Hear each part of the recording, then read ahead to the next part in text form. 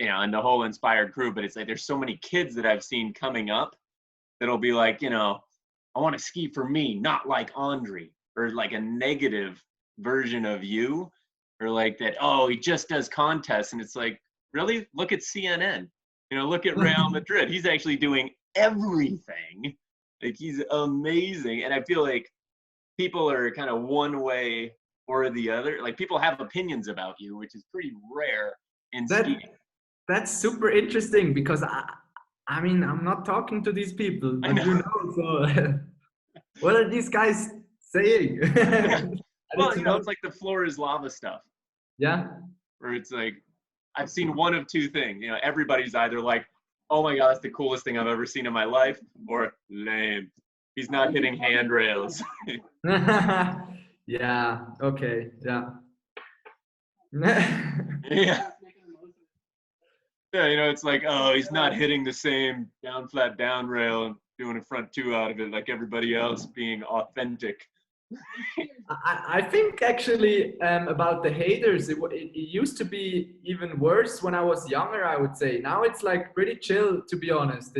Like when I was younger, like 16, 17, and I came up and won my first World Cups and stuff, they were like, who's that young guy, man? He's like technical. I hate him. He's already super successful with 16. I don't like him. He's not doing urban. And Exactly. And it's like, that's exactly what I wanted to talk about.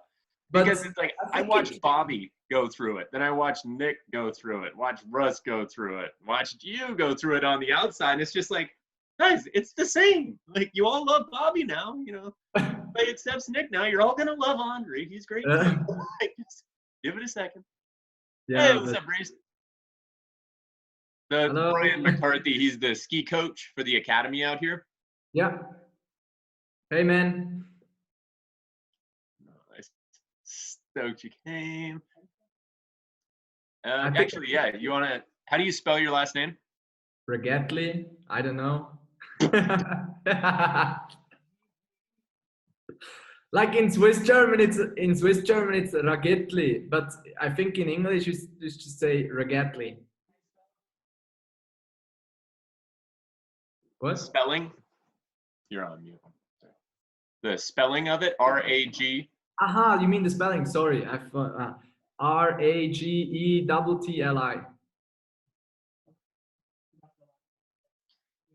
Sweet. You ready to go live? Yeah. Game time. I can't hear. Yeah, whatever. Yeah, he's on mute. Okay. But we are now live with Andri Rigetli, one of the most amazing skiers in the history of the sport. At only 21 years of age, he has won the overall tour 4 times. He's won the X Games as the latest 2020 X Games slopestyle champion, in addition to 19 World Cup podiums, which is just freakish. So thank you so much for coming. Welcome, Andri Rigetli. Thank you. And if anybody has been living in a cave for the past couple of years, you might not have seen any of his videos that have come out, like the 8 million views he's got on Facebook with his Floor is Lava edits, or the 1.5 million on YouTube. And it was nice of Real Madrid to be so cordial to share one of his videos that actually racked up 20 million views online, which is insane. So to give a little example of what is possible to do during the quarantine, we actually have a video that we can stream in right now so everybody can see what Andri's been doing with his time.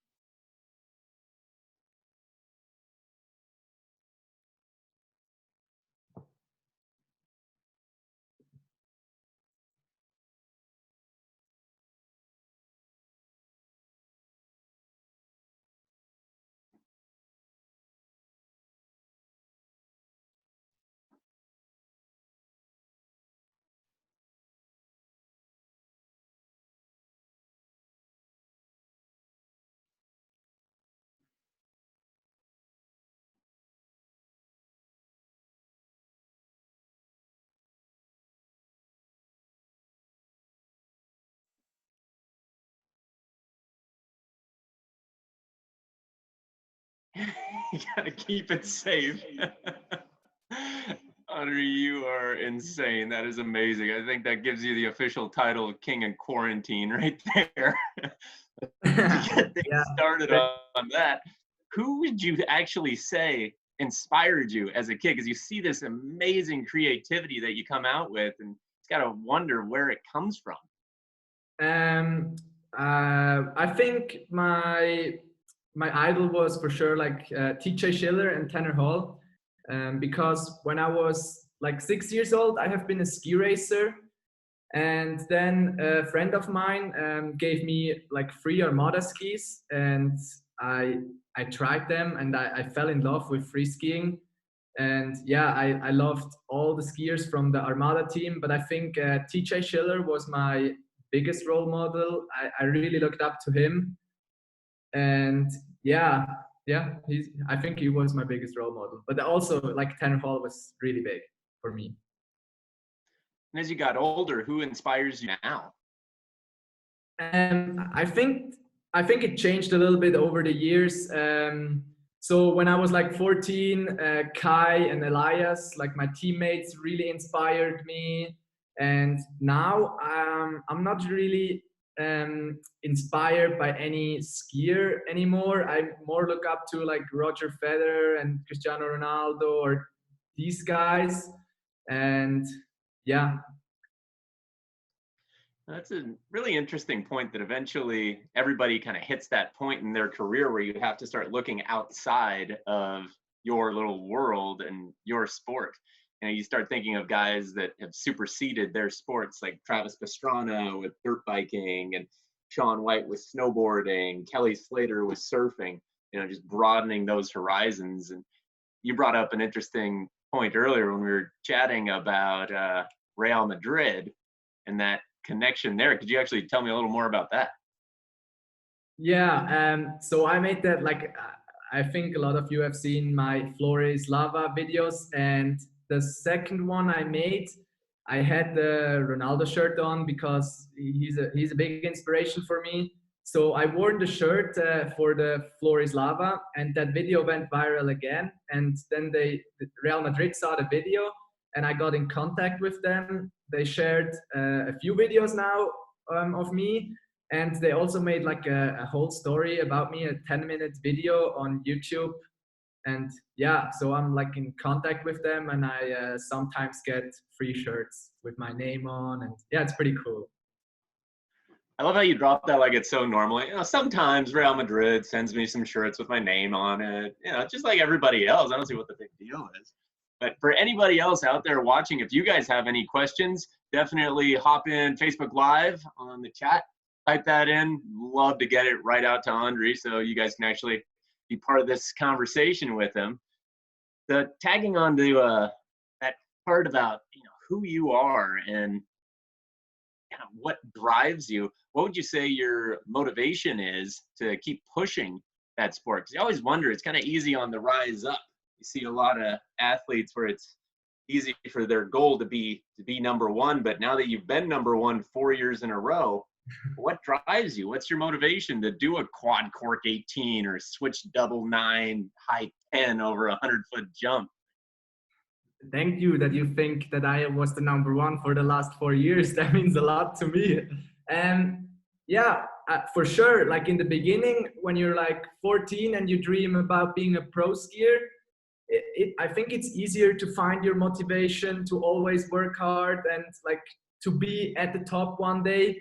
Once you reached it, and you go out there and you have to perform every day again and again, it's harder for sure, but I see this as a challenge, and I still try. Like, yeah, as you said, I'm now 4 years like on the top, and I want to be there for another at least 4 years and keep that going.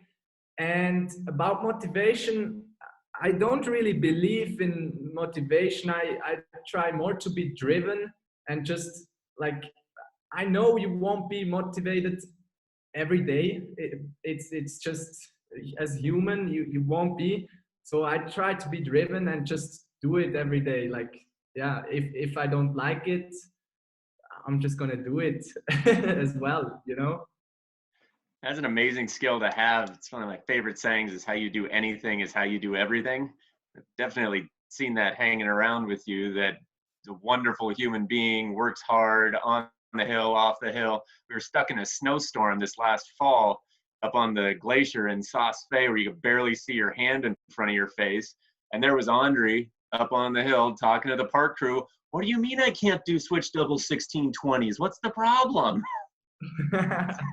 Yeah, that's like, I think if I go like up on the mountain and I decided to go up there, I'm gonna ski and just try to do my best every day, like to, yeah, not take it easy. I mean, because if I just go up there and then chill, I will feel bad in the evening. So I want to go up there, perform, show my best, improve myself, work on some tricks. And yeah, that's what I try to do every day. On that note, we actually got our first question from online from Zavia wrote, how do you maintain air awareness through the air on triples and quads? I mean, it's a lot of training. I mean, I started free skiing with 8 years old, and I did my first triple with 15 years old. So like that's 7 years of hard work in the making. And I think it's really important that you start like step by step. You first start with one flip, and then when you can do that one flip perfectly in every condition, then you try to do two flips, and after that 3 flips, and it's just always step by step and moving forward. And I think the more you do it, the better air awareness you will get. And on that note, what do you say to the people out there who think that you're actually just one-dimensional, that you're just a comp job? What would your response be to that? Because those of us who know you obviously know otherwise. And yeah, so I think I'm not one, like I do the comps, and I also do like a lot of videos. Like I film my vlogs, I do videos on social media, and yeah, I always try to make also videos, but I'm not like in urban skiing or anything like that. And in the end, I think it's also important for me that I stick with kind of one thing and not do everything, because these days it's super hard. The level is very high. So I think it's important that you just focus on maybe one thing and be really good at this. And I also like competitions. Like I really do like competing against others and to see how good I am, and like and challenge myself with them and like compete against each other. That's fun for me. And I feel like that's almost, you know, like taboo now to admit that enjoy competition, just because it is such a scary environment to be in for most people. The idea that everybody's going to be watching, or maybe things could go wrong. Getting onto that, what would you say are the aspects that you actually enjoy about competition? Because I feel like most people get terrified of it. I mean, I see their point. Sometimes I'm a little bit nervous as well, and it's not always fun. It's for sure not. Like if it's super windy and you're on the top and now I need to do my run, it's sometimes like scary and you don't want to be there. But that's also what makes it nice. If you then like do your run and land it feels really good like after that. And for example, I was a little bit terrified or like scared about X Games, because when I was 16, I went to my first X Games and I really wanted to make like a medal already in the first year.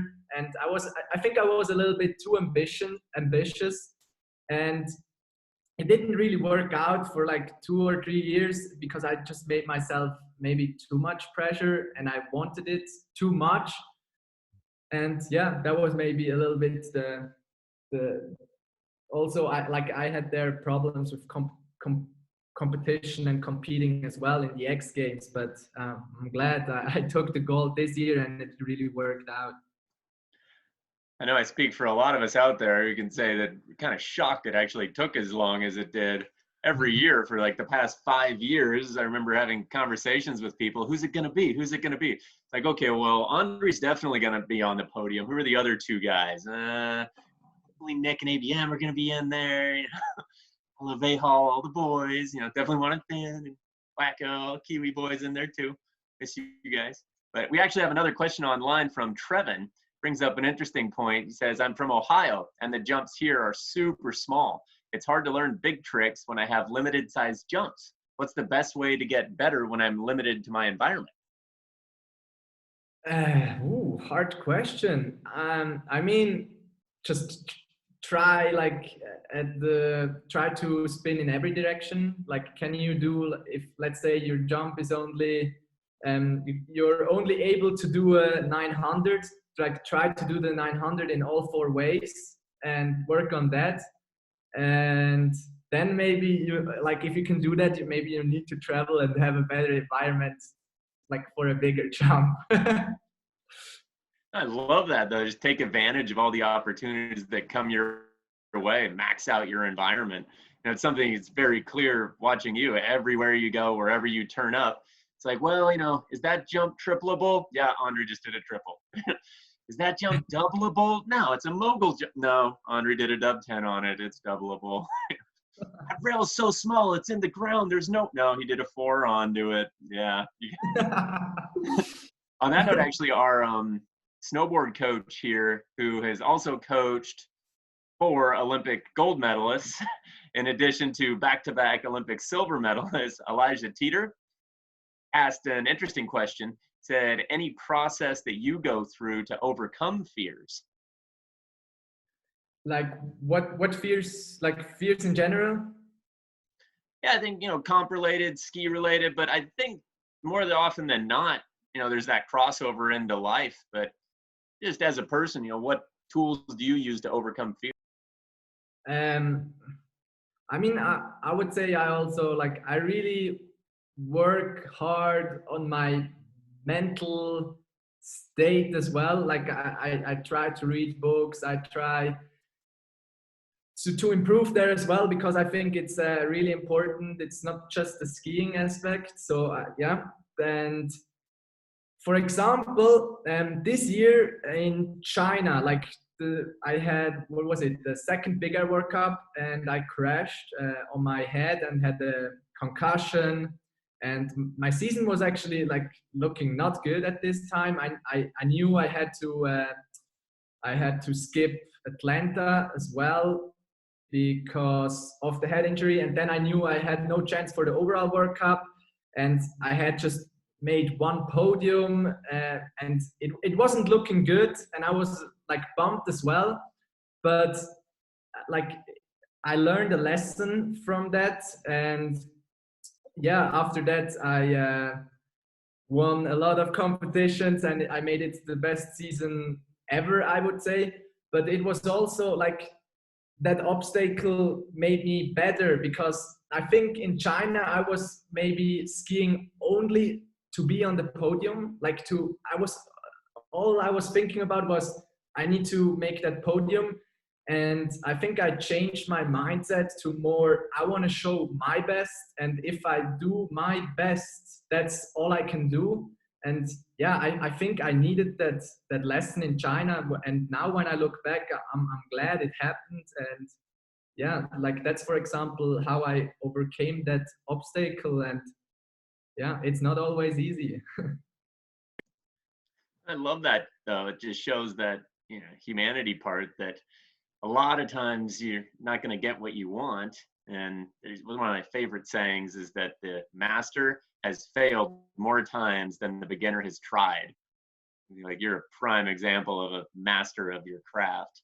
But on to people who actually know you is what I am most interested about, because I feel like there's a lot of talk outside of, you know, the tight-knit little comp world that we live in. So the people who actually are closest to you, how would you say that they would describe you?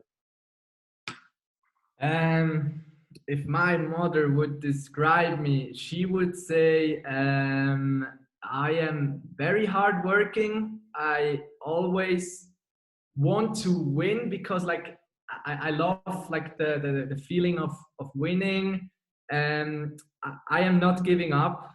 Like if there's a challenge and I can't do it, I will just do it until I can, because yeah, giving up is for sure not an option. And always improving, like try to like be better every day, and also um, perfection, like everything needs to be perfect. Sometimes also not that good. And what would she say as well? A sore loser, but I'm working on it still. And yeah, I think that's it. Yeah, maybe you have something else. You know about it as well. No, I love that. I mean, I think that you hit on something very accurate there. You are very candid, and that you're What do you very mean? open, just open about what you're thinking, what you're feeling, and anything that kind of comes in. You're actually incredibly easy to talk to, which surprises me, because one of the most common things that I'll hear from the Anglophone world, people who speak English everywhere, is they'll say the same thing. Why doesn't he talk? Why doesn't he say anything? So, which I always think is crazy, because yeah, you're always super talkative. Yeah, I think I have an answer to this, because it's also hard for me when you get more famous, and for example, you know someone on the mountain and you just didn't recognize him, or just maybe didn't say hi because yeah, you just haven't seen him. They're like, oh man, like he didn't talk to me. He's like not down to earth. And I'm also a bit shy, I would say. I'm not a super open guy like who goes to everyone, hey yo, what's up? Like if you talk to me, I will for sure respond and talk to you. But I'm maybe, yeah, I'm just a bit shy, and I don't really go to people and straight away talk to them. I think that's why people might say he, he's not down to earth, maybe, or why is he not talking? Yeah, I would say that. So for a bit of a juxtaposition on there, how do you think all of those people would describe you? So what's the cliche, what's the stereotype of Andri Rigetli? um yeah, I think they would say similar things than my mom. They would probably say like really successful in competitions, but like maybe some people would say like for sure more a technical rider, not doing urban and that stuff, um, which maybe they don't like. And yeah, but yeah, I would say the same, like my mom. But it's hard because I don't talk to these people, so I don't know what they would say about me. Yeah, it's kind of funny how it works out within the world of skiing, that it is such a small group of us that ski around with twin tips spinning around in circles, but it gets very compartmentalized, and people are very passionate about each little niche that they're directly involved in. And on that note, actually, what do you think are the advantages? What do you see as the positives for more of the urban side, the other aspects of skiing? Yeah, I think in urban is cool. Like there, maybe there you don't have that pressure like in a competition. You just go skiing with your friends and try to hike a rail and do like the best possible trick on a rail. So I think that's really cool. Like to ski with your friends and have fun and do urban. And yeah, I would say like that's the positive thing about that. Do you watch anybody else's videos, or who do you actually, what ski videos do you actually watch, or snowboard? or skate, surf? Um, yeah, I don't watch that many ski videos anymore. I watch some slush. I like those games, and I like what Bobby Brown is doing. And for example, so I watch him in the backcountry, or like I also really enjoy watching a powder, like people like Marcus Eder and these people. You ski a lot of powder? Do you go take your tricks to the backcountry? I would love to ski more powder. My brother used to ski in the in the World Tour, in the not in the real World Tour, but he did a lot of competitions. So I'm skiing with him sometimes powder. But the thing is, I don't really have the time. I have like maybe 2 or 3 days a year where I have time to ski powder because we're for all the competitions. Yeah, I feel like that is a part of the comp world, especially you doing slope and big air, that a lot of people don't realize is there's only so many hours in the day. So it's hard to balance that out, and get in as much as to books that you read. Any word on that? What books do you read? What do you like to? Philosophy guy, mental health, novels, romance? Yeah, it's for sure about improving my mental game. I read a lot of books about that, and you might know him, David Goggins. He's a military guy, and he's from the States. I've been reading his book, and that's for sure one of my favorite books. Yeah, it's about his story and about his life, but how he changed his mindset and stuff. And what else do I like? Yeah, I like to read books to improve myself, not just books for like to pass some time. I like to improve. Old or new stuff? What? Do you like reading books that are like cutting edge new stuff or old classics, would you say? Ooh, I don't know. What is that? Uh, I don't know. I That don't. I sounds like don't. that newer stuff. It's interesting. Jamie Anderson, actually, just from our last talk that we did, she loved Goggins. Winners What? read Goggins. Okay. Yeah. No. Yeah. He's a big inspiration, and he's pretty big in the U.S. So I thought you might know him. Do you know him? I actually haven't read him, but I asked the old versus new stuff because I just read old lame books that nobody else knows about. I'm sure, Yeah. I imagine Nick and those boys have actually read him and probably love him. But Yeah. we Sure. had another person ask a question: the best 3 workouts that you would say for skiing. So now that you're stuck at home, do you have any workouts or the best 3 that you would advise? I mean, I can't tell you like the exact workout, but I can tell you that like really important is for sure your core. So try to do some core exercises because when you're on the takeoff and you want to do, for example, a trip cork, you need a strong core and also for all those landings because if you have a weak core, your back is gonna hurt.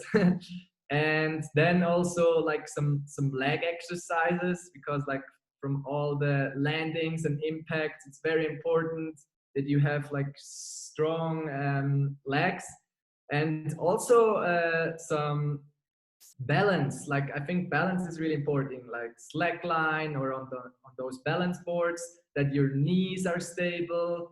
And I'm also a really big fan of stretching. I try to stretch every day for 30 minutes at least because I think um, it helps like it helps you to not get not get injured. Like if you're more flexible then you won't have that many injuries. So yeah, I'm a big fan of stretching. So do you use big weights? Are you a big weight room guy? I mean that now now I don't because I don't have any weights. Currently, I'm running a lot, like really into running, and I do like my core exercises and yeah, my leg exercise, and that's kind of it. So you're definitely a driving force within this new wave of the transition, I'd say, over about the past decade in skiing from North American base to the European teams being so strong. You know, with I would say the Swiss and the Norwegians being the cutting edge there. Now, what would you say define that shift in the sport when the Europeans all of a sudden just started taking over? I don't know, but it maybe took some time. Like, I think free skiing was earlier big in the States, and like it later was that big here. And yeah, we have like the Swiss free ski team. We have a super nice team. For example, with me and Fabian, like I have been with him in school, and we came up together, and we're still like challenging us every day. And yeah, it's really important also to have like a cool team, and we have fun together, but we also work hard. And yeah, it's really fun to travel the world of the Swiss free ski team. Yeah, definitely a lot of personalities on there. That was one thing that really stood out for me was the Swiss team in Korea. You guys were hilarious. Who actually came up with the idea for all those videos that you guys did? And or you could speak to that a little bit. I don't know. We just had a lot of time in Korea. It was actually, we went there a week earlier before the Olympics, and we kind of were bored because we couldn't do a lot. So we came up with some stupid videos, and yeah, they turned out really funny. Could you actually describe some of those? 'Cause just in case there's anybody that didn't see any of those, because they are hilarious. So Fabian did one where he, how is it called? An isn't it? Is it an elevator? Like the It's an escalator. yeah, escalator, where he was going up just with his hands. Then me like we found like we did also, that's so hard to describe in English, but we found JP and Bush did like they tried to be like the bobsled team of Switzerland, but it wasn't a sled. I have no clue how it's called in English, but that was pretty funny. And yeah, it was super funny. Yeah, they actually remade the scene from Cool Runnings where the Schweiz, ein, zwei, drei, and they pushed a luggage rack inside the Olympic Village down through the parking lot. It was pretty painfully funny. Then they have other videos online where they actually went up to Olympic officials, put their hand on the handrail of an escalator, and went up to the next floor dangling off the side. It's just painfully funny, but nobody expected it from the Swiss. You know, there's this cliche of the Swiss athletes being very serious and very rigid, but no, you guys are actually hilarious, guys and girls, I should say. And so, speaking of that, actually, what is that dynamic like on the Swiss team? Because you and Fabian, for those of you who don't know, Andri is very tall, skinny, and then you have someone like Fabian who's actually this little guy. Not a lot of people realize they're actually around the same age, and they both do crazy stuff. Then you have the icons like Elias, who was goofball, Red Bull, superstar, golden age of skiing, mixed in with Kai, who was one of the coolest, just styliest skiers in the sport, really pushed that progression through creativity of skiing, matched with Sarah Hofflin, who won the Olympics. I feel like even your coaching staff has that much variety. Now, what could you say about just that variety within the Swiss team? Yeah, I mean, as you said, it's crazy. Like with Elias and Kai, they have been big role models for me when I was like 14 and I was dreaming to become a professional skier, because they have already been at this time at the top. And yeah, I could also also learn a lot from them, especially from Elias. He taught me a lot. And now also with Fabian, super nice to have someone who's always pushing hard as well, and to always have a little bit of a challenge. And then also the girls, like with Mathilde, Sarah, and Julia, they're doing a great job as well. And I think we are a great team, and I really like it, and we're having fun together. And I think that's also important, like to always enjoy it and have fun together as a team as well. The internal side. So that external, actually, when you show up at an event, are there teams? Are there individual skiers? Like, who are the guys that you're worried about? Who are the guys that can knock you down off that top podium? To be honest, I try to don't think like that. I try to be like, I don't care what these guys are doing. Like, for example, sometimes the chairlift goes like by the slopestyle course, and all the skiers watch like, what is Andri doing? Or what is this guy doing?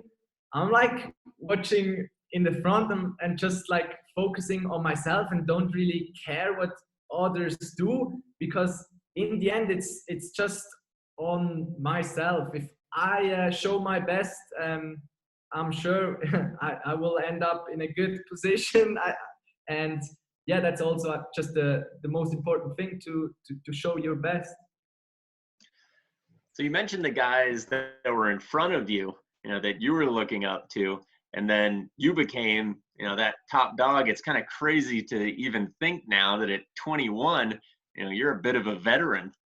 So who would you say do you see as that next generation coming up behind you, and what do they bring to the game?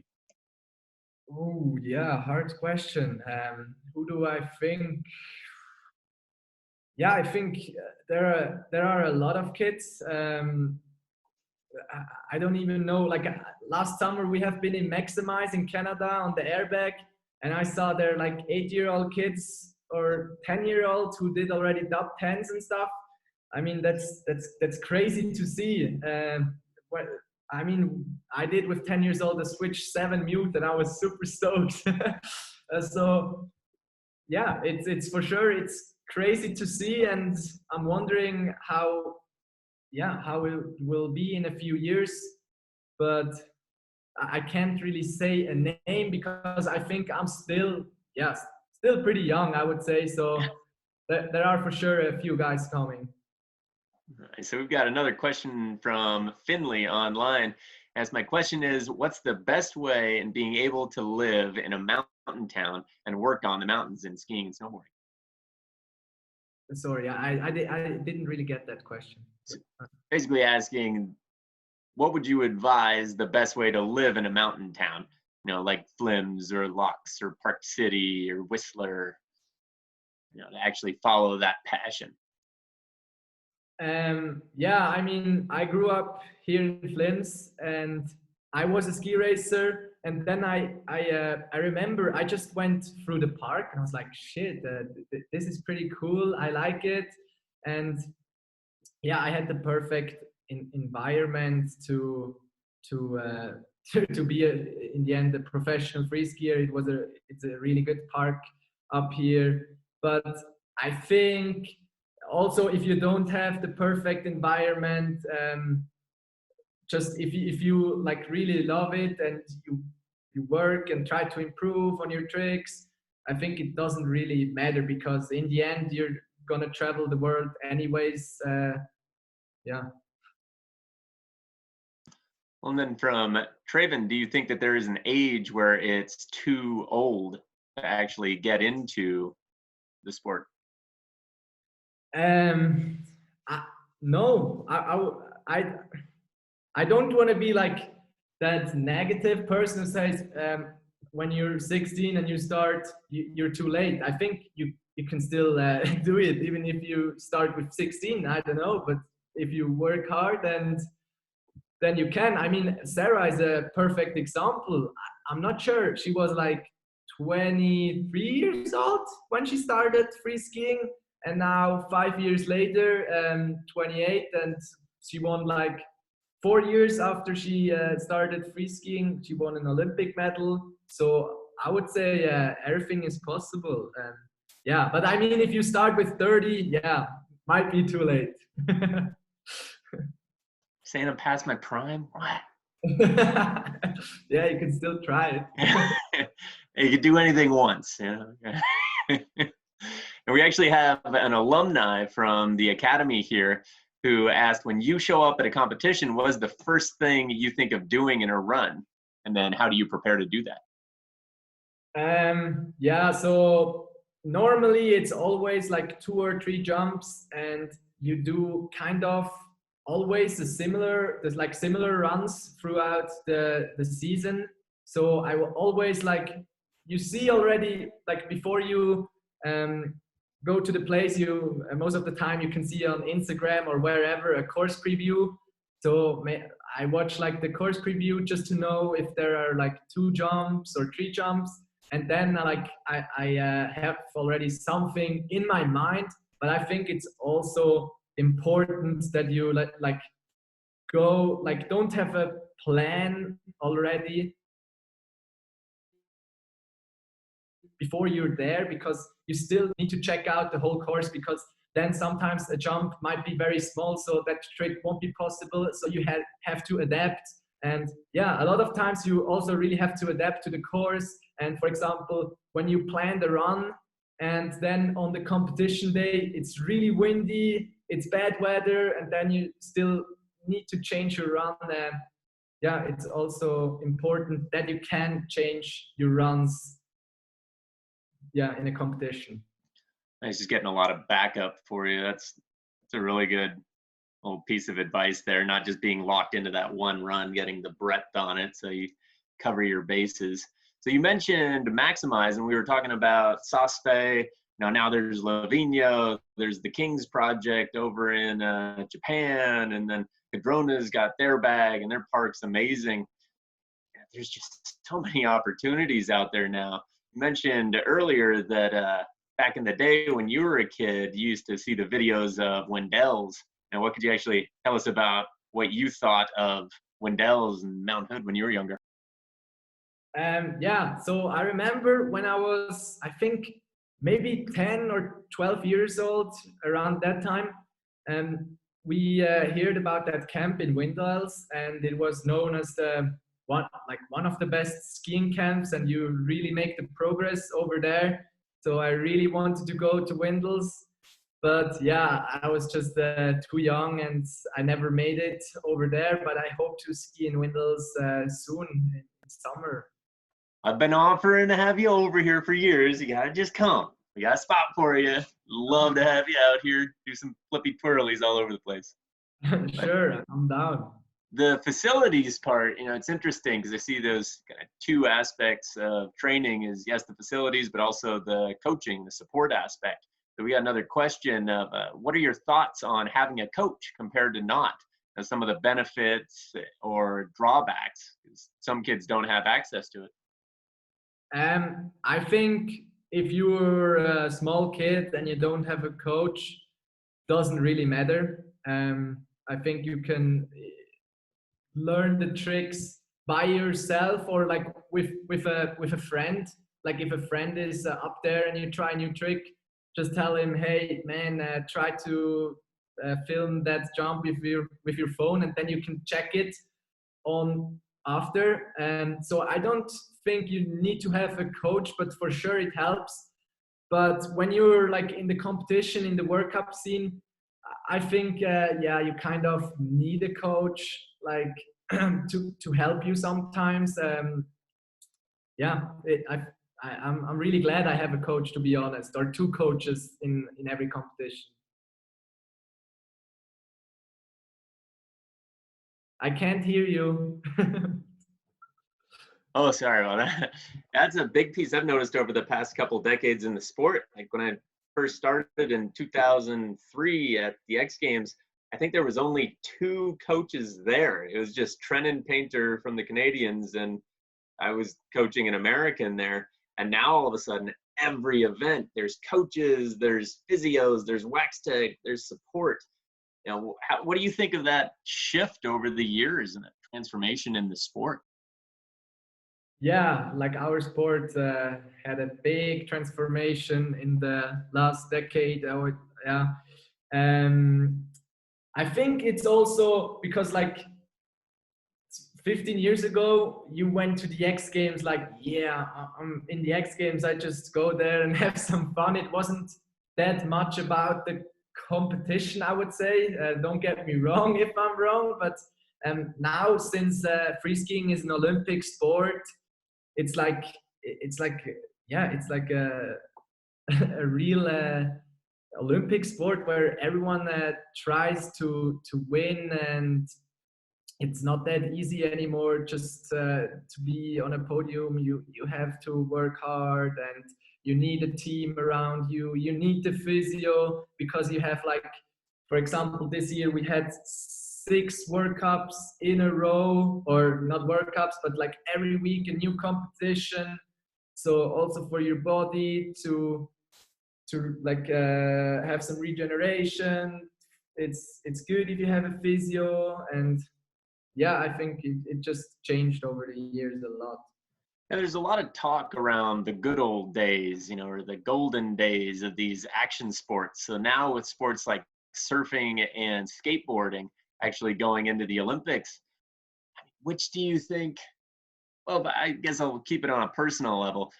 Which would you rather be a part of? You know, those golden days when it was the extreme games and the lifestyle, or now that, like you said, it's an Olympic sport?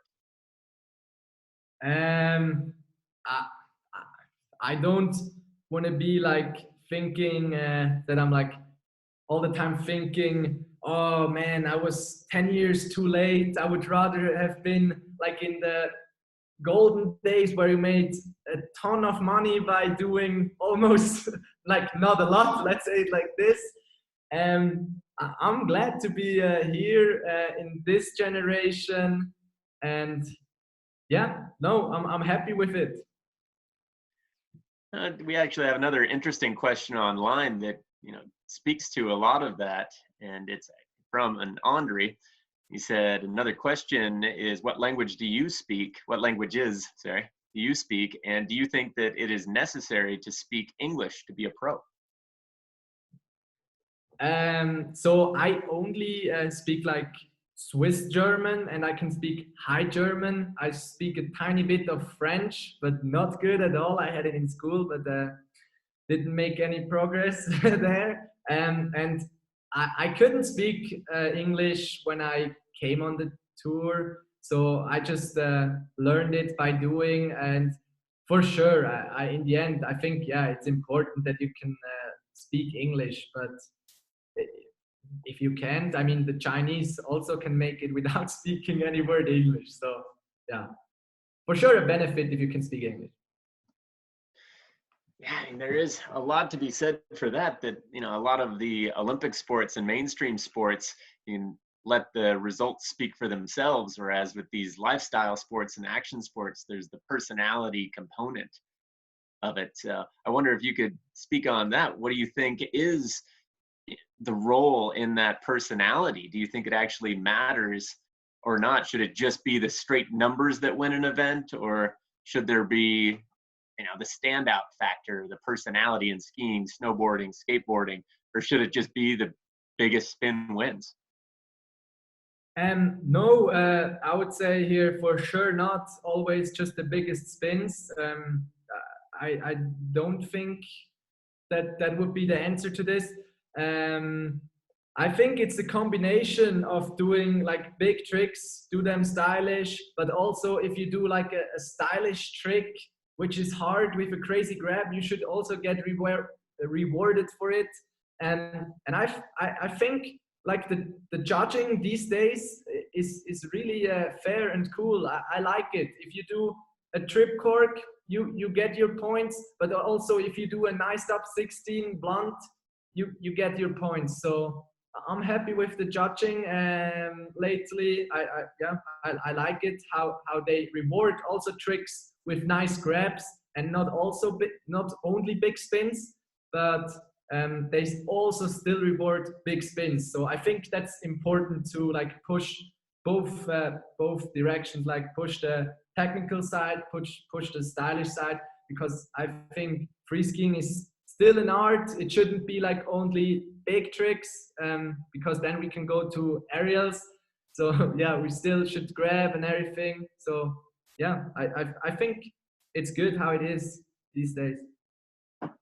Yeah, that's always been kind of one of the biggest fears, both in skiing and snowboarding. We always hear that one come up, that we don't want to be moguls, we don't want to be aerials, don't want to see it go that route. So I wonder, do you see a lot of crossover between the action sports like surfing, skateboarding, snowboarding, skiing, mountain biking, BMX? What do you mean? Sorry. Do you see more crossover between action sports and skiing, or Olympic sports and skiing? Like, would you say skiing is closer to skateboarding, snowboarding, surfing, or like alpine skiing or bobsled or Olympic sports? Ooh, I think like most of the people in the Swiss free ski team, they used to be ski racers. Like I was a ski racer when I was younger. I also like really liked it, and but free skiing was more fun to me. That's why I changed. And I think it's near to racing, but it's still different, and it's also close to like snowboarding, surfing, and all that stuff, because I think we're all like a freestyle sport, and yeah, we're all super close. And in the end, it's just you're doing a little bit of different thing. Like you just have a skateboard or skis, but in the end, you do the same. You do tricks and you work on your tricks. Yeah. So speaking of tricks, we got another question. Do you think a quint 5 is possible on skis? Yeah, I don't want to be like negative or about that as well. So I think, yeah, it could be possible, but you need a really, really big jump. And I'm sure a snowboarder will do it, but a skier doing a quint cork, not sure about that. It can happen on a really big jump, but have fun if you do it. So I'm hearing Fabian's going to do it before you, is what No, I'm not planning on that quint cork already. I didn't plan, for example, the quad cork. A lot of people thought I planned this. That was my plan to do it, and that was like a day just at Audi 9s. The first day, it was the first year I got invited for the whole week to ski the castle, and so it was like the arriving day, and I was there at 12 o'clock midday, and I went up on the mountain 2 p.m. Skied, like the coach, like Misra, stayed at home because he was like, hey guys, just go up there, ski the castle, get used to it, like do some chill tricks. And then I did a few trip corks and was like, dude, this is the biggest jump I've ever hit. And at 5 p.m., the sun was already going down. I was like, it's time to do my first quad cork. And for sure, it was in my head, like to be the first one. That was for sure a goal, but I didn't plan it. And I think that was also what made it really nice. It came out of kind of nowhere. It just happened. That's insane to think a quad cork 1800. It just kind of came out of nowhere. I was a little bored. Which would you say was actually kind of gnarlier? Watching, I think that switch dub 10, high 10 you did just blew my mind away. Which was harder or more technical to do, the quad or that switch dub? The switched up Misty 10, or what are you talking about? Or this Where you did the high 5? Okay, I see. Um, totally different things. I mean, the quad cork, so I did like the first one, the quad cork 18, I did like 3 years ago. But then last year at Audi 9s, I really wanted to do another quad cork just to prove myself I can still do it. And I also wanted to do a 180 more, the 1980. And yeah, that one was really hard because the jump was not super big. And so I did the first quad cork, landed on my feet, but a little bit too big. And the second one, it's so important on a quad cork that you have a perfect takeoff. And on the second one, I had not that perfect takeoff, and I crashed actually pretty hard and was gnarly, but I really want to land it. And I went up there, did another one, and it felt amazing to land it after that because I crashed crazy on the other attempt. And the high five is more like for a video to entertain people and try something new. But the high five was actually not that hard, to be honest. Like it was just hard for Fabian and me that we had the perfect timing. But the trick is just a switched up 10, and I think I've done that trick like 1,000 times. For those of you who have not seen that, it is insane. Look it up online. He takes off backwards going, what would you say, 45, 50K? Does a double cork, and there's a guy standing on the knuckle with his hands up, comes flying by and hits both of his hands, a high 10, upside down, doing a switch dub cork 10. You are mental. Who came up with that idea? Me. I did the year before at Audi 9s, I did just a cork 3 high five. And then I thought about how I can make it even more crazy. And then the first trick that came to my mind was a switched up 10, because it was the perfect rotation to do a high five on the second flip, because on a forward up 10, I think it's a little bit harder. So yeah, switched up 10 was the first idea. And I get them mixed up. Which one of those was on CNN? Was it the quad cork or the high five? Or both? Oh, probably. I don't even know, because I don't watch CNN. We don't have that. I know I saw the quad cork on there. I'm pretty sure I saw that switched up 10. That is hilarious. You don't even watch CNN. They did a story on you, the corporate news network that is on TVs in every airport in the world, probably linked into that 20 million with the Real Madrid. So on that note, actually, do you have any new projects coming up? It's in the mind of Andri. No, not really. I mean, for me, I'm also like currently staying at home. I'm still waiting to go out and train normally and maybe go back skiing. I don't know. But for me, I'm gonna do like in Switzerland, you have to do the army. So I'm gonna do the army, but it's like for the athletes. So I'm gonna work out a lot, and then maybe go to holidays for 2 weeks. Not sure if that's gonna happen. I don't think so. And then we're gonna start the season again. So that's like my plan for summer, and like projects in like videos. I don't know, not really. Yeah. Now, on that note, what do you do for fun? Where you go on holiday? What is a fun day for the guy that does sporadic quad cork 1800s? I mean, a fun day. I also have like now here in quarantine at home. I have fun days here at home, but like holidays, Bali. I like surfing, so I would like to go surfing and improve my surf skills in summer. That would be really cool. Yeah. Do you skateboard or mountain bike, BMX, or like football? Any sports? I used to skateboard a lot, and I also actually funny. Back in the days when I was younger, I did downhill races, and yeah, so I still do that sometimes, but I don't have that much time.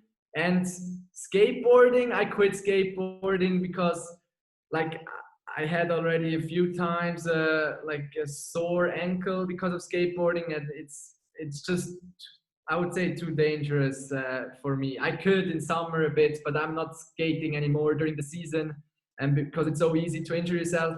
And, and I like to play tennis. Yeah, as I said, I like to run. I like to play football. Like to surf. I like to jump trampolines. I like to jump into lakes and rivers and do some funny stunts. I like to make videos. So yeah, I have a lot of stuff to do for fun. I can't hear you. All right. All right. One last question. If you were not the super pro skier, Andri Rigetli, quad corker, X Games champion, what would you be doing? If you weren't a skier, where would you be? So if I wouldn't be a professional free skier, for sure something with sport. I always loved sport, and I always, to be honest, wanted to be in some way one of the best, like to be at the top. So I really liked football when I was younger, and I played it a lot. But then with when was it, like 13, I had to decide between football and free skiing. Went for free skiing, and I maybe could have been a ski racer, because I also did ski racing when I was younger. I did also a little bit of snowboarding, like for 1 year. So yeah, I don't know, but for sure something with sport, because sport has always been my number one. I just love to do sports and challenge myself and to compete in sports. So yeah. So sorry, I'm gonna get one more. Sure. If there's one thing that you would say nobody knows about you, what would you say it is? I don't know. So hard, such a hard question. If they don't know it, yeah, I just, if they don't know it yet, they shouldn't know it. You know what I mean? Because Well, we know you can juggle. We saw that one. We know you jump off stuff. You like yeah, I tennis. think I share so much on social media, and they know quite a lot about me. And the stuff I don't show, I want to have it, like, keep it private, and don't want to show it to everyone. I have for sure some secrets, and Nice. I am intrigued now. So that'll be in our next interview. The next time we talk, we'll come that's good. the real deep digging ones. Well, definitely want to thank you so much. It's been tons of fun having you. Thank you. Yeah, it was a pleasure. It was fun. You are an amazing skier, amazing human being. Thank you, everybody who has tuned in to watch. Then fun afternoon. But you guys can follow up on Wednesday. We actually have our next industry insider with pro skateboarder Willis Kimball. Is insane. He's amazing. And hopefully we'll see everybody out here at Windell's and High Cascade this summer. Thank you so much, and yeah, get some rest over there in Europe. We will see all of you guys on Wednesday. Peace.